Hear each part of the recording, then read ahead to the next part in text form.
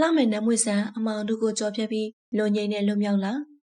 ပရိသတ်ကြီးအားလုံးဆောင်မျှော်နေကြတဲ့ပရိသတ်တွေရဲ့အသက်ဆွဲဆိုရှယ်မီဒီယာလောကရဲ့ထိပ်တန်းမော်ဒယ်တူဖြစ်တဲ့နတ်မွေဆန်ဟာဒီကနေ့မနက်ပိုင်းမှာပဲအကျဉ်းထောင်ကနေပြန်လည်လွတ်မြောက်လာခဲ့ပြီဆိုတဲ့သတင်းဟာပြည်သူတွေရဲ့ကြားအံ့အားသင့်စရာဝမ်းသာစရာသတင်းတစ်ခုဖြစ်ခဲ့ပါတယ်။အချိန်တော်ကြာသတင်းအစနာပျောက်ဆုံးနေခဲ့ပြီးမိသားစုနဲ့ပါဆက်သွယ်ပြတ်တောက်နေခဲ့တဲ့သူမအတွက်ပရိသတ်တွေကစိုးရိမ်နေကြီးစောင့်ဆိုင်နေခဲ့ကြတာပါ။အခက်အခဲတွေများရှိနေမလား။ဘာကြောင့်မလို့သေးတာလဲဆိုတဲ့မေးခွန်းတွေနဲ့အငြင်းပွားနေခဲ့ပေမဲ့လည်းအတိတ်ကတန်ရာနဲ့ဥပဒေရဲ့ကန့်သတ်ချက်တွေကြောင့်နတ်မွေဆန်ဟာလွန်ခဲ့တဲ့နှစ်နိုင်ငံအီလက်ထရောနစ်ဆက်သွယ်ရေးဥပဒေပုံမှန်33ကကြီးနဲ့ထောင်ဒဏ်6နှစ်ချမှတ်ခံခဲ့ရတာပဲဖြစ်ပါတယ်။အဲဒီချိန်တုန်းကမင်းသမီးတင်ဆောင်ဝင်းကျော်နဲ့တူရှေးစင်နောက်ဆက်အဖမ်းခံခဲ့ရပြီးလူပညာလောကသားတွေရောပရိသတ်တွေပါစိတ်မကောင်းဖြစ်ခဲ့ကြရတဲ့ဖြစ်ရပ်တစ်ခုလည်းဖြစ်ပါတယ်။တင်စာနဲ့တူထောင်ချခဲ့ပေမဲ့လည်းတင်ဆောင်ဝင်းကျော်လွတ်လာတော့နတ်မွေဆန်တဲ့ဘာတစ်ခုမှမကြားသိခဲ့ရတာပဲဖြစ်ပါတယ်။ပရိသတ်များစုကတော့သူမတို့ပုံမှန်ချမှတ်ခဲ့တဲ့ပြစ်ဒဏ်တွေဟာအပြင်းထန်လွန်းတယ်လို့ယူဆခဲ့ကြပေမဲ့လည်းလက်တွေမှာတော့ဥပဒေရဲ့အဆုံးဖြတ်ကိုဘယ်သူမှမလွန်ဆွနိုင်မင်းနဲ့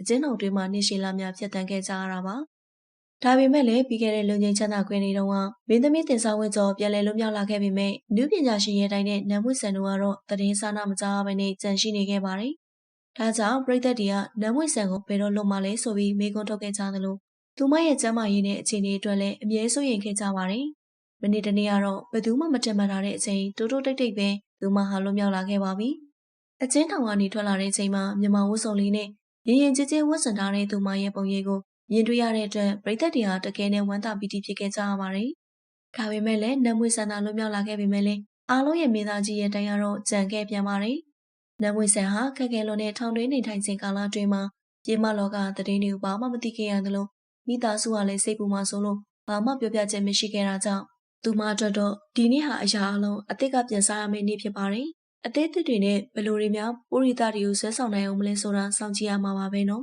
။ဒါပေမဲ့လည်းနတ်မွေဆန်ဟာထောင်တွေကနေထွက်လာတဲ့ပုံစံဟာအရင်ထက်ပိန်သွားတာကိုပရိသတ်တွေသတိထားမိခဲ့ပါတယ်။အရင်လိုပွင့်ပွင့်တရာကြီးရေစင်းကားကြီးမဟုတ်တော့ဘဲနဲ့ပိန်သွားလို့ဖန်ကြီးစားတွေကအသေးခွဲနေကြပြန်ပါတယ်။နတ်မွေဆန်နေနဲ့အတိတ်ကခါသီးတဲ့အတွေ့အကြုံတွေကိုသင်ခန်းစာယူပြီးပရိသတ်တွေချစ်ခင်ရတဲ့အမှုပညာလုပ်တွေကိုအကောင်းဆုံးပြန်လည်လုပ်ကိုင်နိုင်မှုအားလုံးကဆုတောင်းပေးလိုက်ကြရအောင်နော်။ထောင်ဆိုတဲ့နေရာဟာတာမန်လူတယောက်တက်တောင်တော်လေးခက်ခဲကြမ်းတမ်းတဲ့နေရာဖြစ်တာမို့အခုလိုပုရိသတွေရဲ့အသေးခံနူးနူးရွရွဆရာအောင်မလေးခါးစည်းခံခဲ့တယ်ဆိုတာတော်ရုံတက်တီနဲ့တော့မရနိုင်ပါဘူးနော်။ဘဝရဲ့ခက်ခဲဆုံးချိန်တွေကိုကြက်ကြက်ခိုင်ကြော်ပြိုင်နိုင်ခဲ့ပြီးမို့နတ်မွေဆန်ရဲ့ရှေ့ဆက်မဲ့အမှုပညာလမ်းကြီးမှာပုံမတောက်ပတဲ့အောင်မြင်မှုတွေပိုင်ဆိုင်နိုင်မှာဖြစ်ပါတယ်။ဒီနေ့တော့အခုလိုပြန်လဲလွတ်မြောက်လာတဲ့နတ်မွေဆန်အတွက်ပရိသတ်ကြီးတို့အနေနဲ့ရောဘယ်လိုအားပေးစကားမျိုးတွေပြောချင်ကြပါသလဲ။သူမရဲ့အမှုပညာလုပ်တွေကိုရောအားပေးဖို့အသင့်မဲလားဆိုတာမှတ်ချက်လေးတွေရေးသားပေးခဲ့ကြပါအောင်နော်။